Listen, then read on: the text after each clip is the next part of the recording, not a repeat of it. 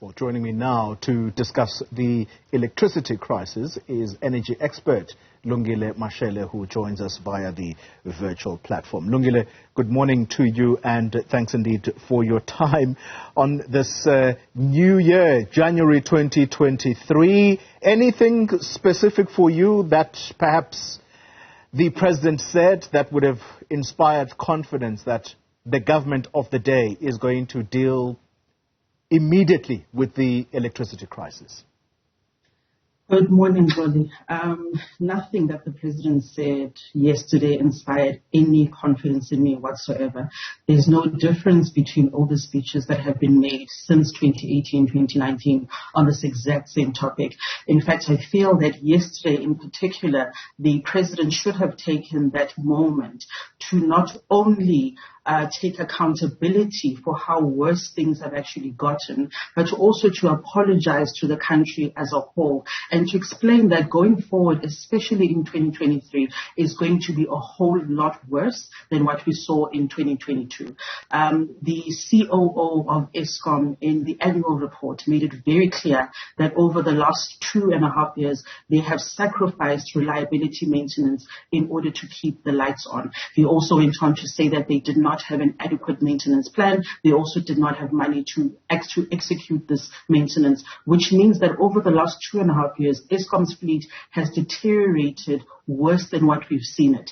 In fact, the president should have used that moment to forebode the nation and warn us that things are about to get a whole lot worse under his watch.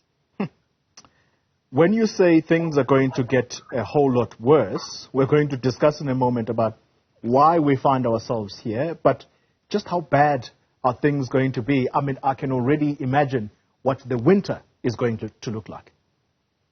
Oh, absolutely. Totally. If you look at where we are now, we are in the second week of January. Today, we're starting to see some schools open. There's industries opening, mining houses, and already on stage 4. So you can imagine that by the end of this week, perhaps even next week, we should find ourselves in a situation where in stage 6. This winter, I don't even want to talk about it. We might even go to higher stages or even way before that, particularly if you consider Eskom's deteriorating fleet, the lack of maintenance that is being done. Over and above that, you then also get Kuberg. There's 1 unit which is off.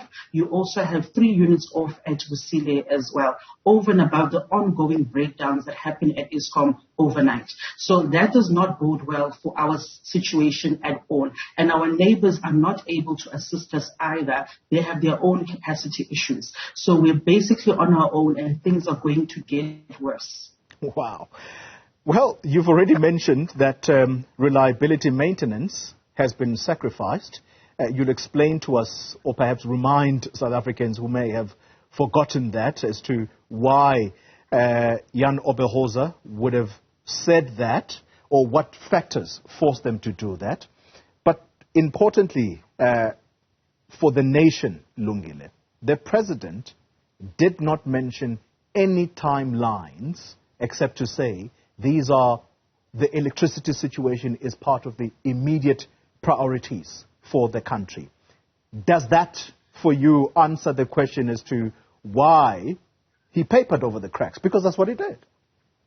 Absolutely. Well, you and I have had this chat where I've criticized the government for a lack of a plan. All along, they've been telling us of various ideas, concepts, things that they are in the process of actually doing. But it's not a plan, number one. Secondly, it does not have a timeline. Let's go back to September. President came out and said, right, we're going to be procuring bid window 6 from the IPPs. We're going to double capacity. We're looking at 5,200 megawatts.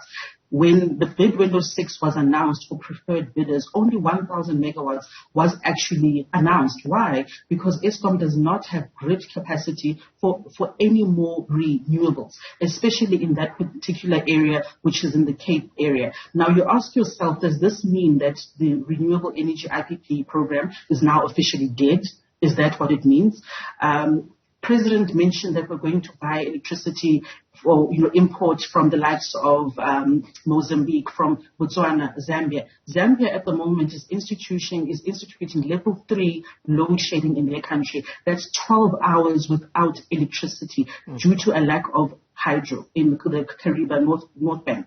You've got Botswana, on the other hand, who said they can sell us excess capacity, but only on the weekends and only if they are not using it. So I mean, basically every idea, every concept that they had has fallen flat. And we know this. So the only thing, and this is where I draw most of my hope, the president this week for the first time basically said that Eskom needs to focus on improving their coal fleet through reliability maintenance, and that's our only way out of this mess. And that is true. Wow. And so it's basically going back and starting from scratch, because that reliability maintenance you've already mentioned, it has been sacrificed for one or other reasons, as mentioned by Jan Oberholzer. Add to that, Lungile Mashele, the element of leadership at Eskom.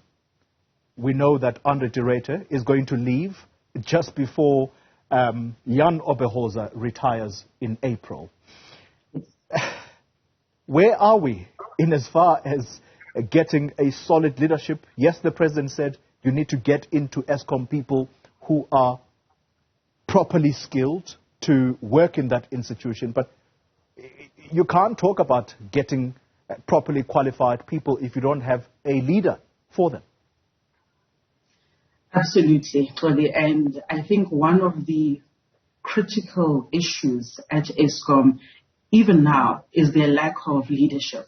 I think their leadership has been drawn into a number of debates, a number of issues that are not about electricity supply. That is the sole function of Eskom as a utility.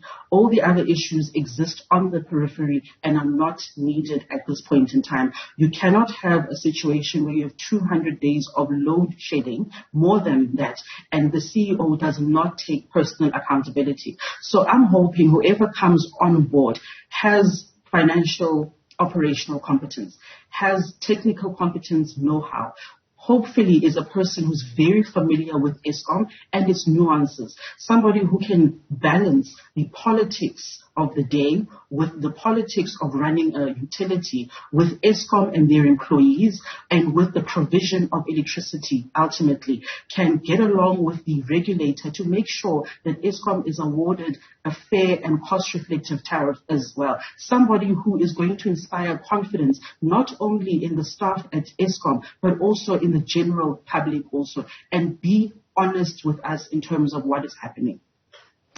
Any possible names you may have heard of?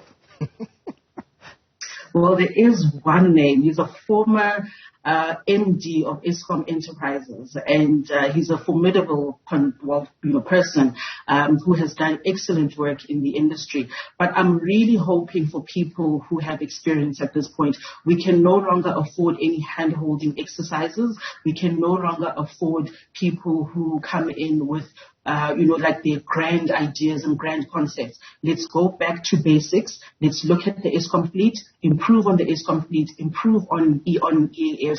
Eskom is running a coal fleet at the moment. Let's focus on that. Leave all other issues. Improve that. Let's stop load shedding in the next 12 months. I'm desperate to let you go. I promise you I am. But you've just touched a nerve. Because when you say going back to basics, means that Eskom has got to do reliability maintenance over and above the maintenance that they have been saying they are doing. You're talking the same language as Gwede Mantashe. Do you agree that perhaps he's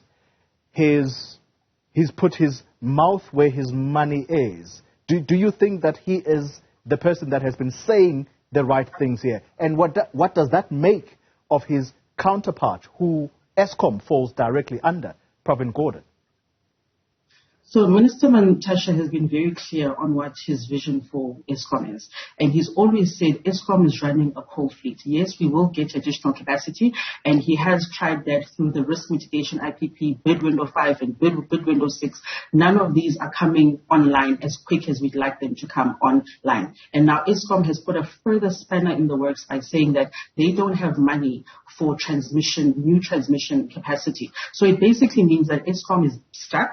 The only option they have right now is reliability maintenance, nothing more, nothing less. And the minister has been consistent on this point, whereas I feel like his counterpart at the DPE is perhaps playing politics, when not so clear on what that standpoint is, when not so clear on what the DPE requires of Eskom. If you look at Eskom and you look at the KPAs or the KPIs, what they were supposed to achieve, it was new capacity. They were supposed to get the standard offer 1,000 megawatts of the projects. They were supposed to improve EAF. But on all of those accounts, Andre has failed. The DPE should be holding him accountable and saying, excuse me, sir, on all accounts, you have failed us. You have not achieved any of these targets that we set. Whereas on the other hand, Mr. Mantashe is very clear that none of these targets are being met and this is why he has to go. Whereas there's this tussle, and I suspect it's an internal ANC tussle that has now been brought into the fore at Eskom itself, which is unfortunate because it leaves you and I only in the dark.